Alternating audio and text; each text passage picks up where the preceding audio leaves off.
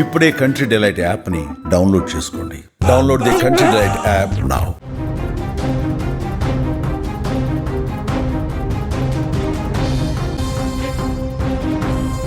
రంగారెడ్డి జిల్లా చేవెళ్లలో జరిగిన బస్సు ప్రమాదం యాలాల్ మండలం పెర్కంపల్లి గ్రామంలో తీరని విషాదాన్ని మిగిల్చింది. ఒకే కుటుంబానికి చెందిన ముగ్గురు అక్క చెల్లెళ్ళు తనుష, సాయిప్రియ, నందిని ఈ ప్రమాదంలో చనిపోవడంతో ఆ గ్రామం, ఆ కుటుంబం పూర్తిగా శోకంలో మునిగిపోయినటువంటి పరిస్థితి. తమ బిడ్డలు బాగా చదువుకొని జీవితంలో ఉన్నత స్థానానికి చేరుకుంటారని భావించిన ఆ కన్న తల్లిదండ్రుల కలలన్నీ కూడా నీరుగారిపోయిన పరిస్థితి.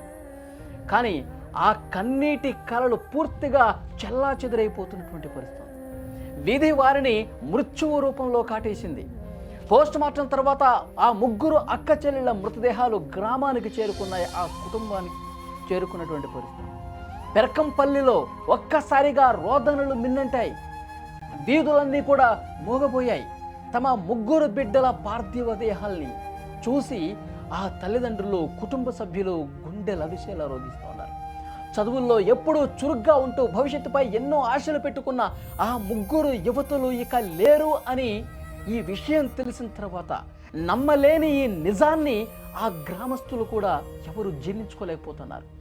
చిన్న వయసులోనే జీవితాన్ని కోల్పోయినటువంటి ఆ సోదరీమణుల మరణం యావత్ గ్రామం మొత్తం కూడా ఒక్కసారిగా కదిలించేసింది. ఎవరికి వారు తమ ఇంట్లో విషాదం జరిగింది, తమ ఇంట్లోనే ఇంతటి ఘోరమైనటువంటి ప్రమాదంలో విషాదం జరిగిందని చెప్పి అంత దుఃఖిస్తూ ఉన్నారు, అంత ఏడుస్తూ ఉన్నారు. ఆ ముగ్గురు అక్క చెల్లెళ్ళ ఆ పార్థివ దేహాలు మూడు కూడా ఇంటికి వచ్చినటువంటి పరిస్థితుల్లో ఇంట్లో ఎంతటి విషాదం నెలకొంది. ఆ కాలనీలో ఉన్న వాళ్ళ ఇంటి దగ్గర చుట్టుపక్కల ఉన్న ప్రతి ఒక్కరూ, ఈ ముగ్గురు అక్క చెల్లెళ్ళతో పరిచయం ఉన్న ప్రతి ఒక్కరూ కూడా, ఎందుకంటే అక్కడ ఎంతో సంతోషంగా ఇంటికి వచ్చిన ప్రతి సందర్భంలో కూడా అక్కడ ఇరుగు పొరుగు వాళ్ళతో ఎంతో సఖ్యతగా కనిపించేవాళ్ళు. పిన్ని అని ఇంట్లోకి వెళ్ళి కలిసేవాళ్ళు, అక్క అని పలకరించేవాళ్ళు, పెద్దమ్మ అని పలకరించేవాళ్ళు. ఆ ఇంటి చుట్టుపక్కల ఉన్నవాళ్ళు ప్రతి ఒక్కరితో కూడా మంచిగా అనుబంధం పెనవేసుకున్న పోయినటువంటి అనుబంధం. తమ కుటుంబ సభ్యురాలుగా, తమ అమ్మాయిగా, తమ పిల్లగా మేము భావించినటువంటి అమ్మాయిలు ఈరోజు ఈ ప్రమాదంలో చనిపోయారని చెప్పి తెలిసిన తర్వాత ఎవరూ కూడా నమ్మలేని పరిస్థితి. వాళ్ళు ఎంత బాధపడతా ఉన్నారో, ఎంత రోధిస్తూ ఉన్నారో ఒక్కసారి చూడండి వీడియో.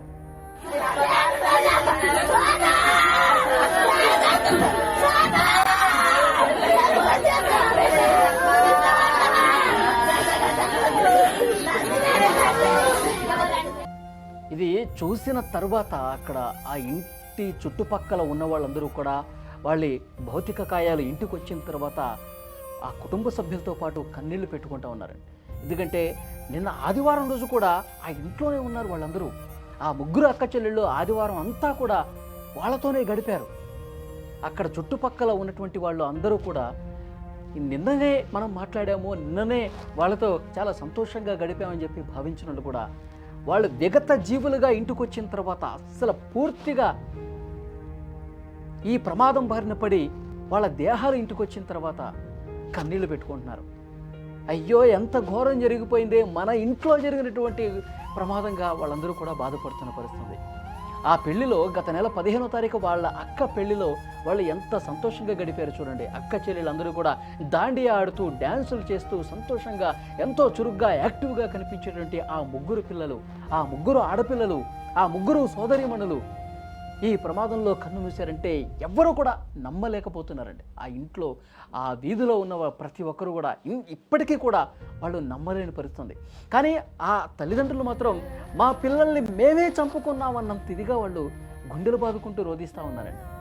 ఎందుకంటే ఈరోజు ఉదయాన్నే, సోమవారం రోజు ఉదయాన్నే 4:40 మొదటి బస్సు అని చెప్పి వాళ్ళు వెంటనే రెడీ అయిపోయి నేనే నా బైక్ మీద ఎక్కించుకొని ఆ పిల్లల్ని నేను బస్సు ఎక్కించాను. ఆ బస్సు చాలా ఇరుగ్గా ఉంటుంది వద్దని చెప్పేసి ఎవరు అన్నారంట. అయినప్పటికీ కూడా సరే త్వరగా వెళ్ళిపోతారులే అన్న ఉద్దేశంతో త్వరగా ఎక్కించి పంపించాను, నేనే నా పిల్లల్ని చంపుకున్నానా అని చెప్పి ఆ తండ్రి అక్కడ ఆ ప్రమాదం జరిగిన ప్లేస్లో ఆ ఆసుపత్రి దగ్గర రోధిస్తూ ఉన్నాడండి. కానీ ఆ తల్లి నిజంగా ఏడ్చి కన్నీళ్ళు ఇంకిపోయానండి. కన్నీళ్ళు రావట్లా, ఏడ్చి మొత్తం పూర్తిగా ఇంకిపోయినటువంటి పరిస్థితి ఉంది. ఆ తల్లి కూడా ఆపింది.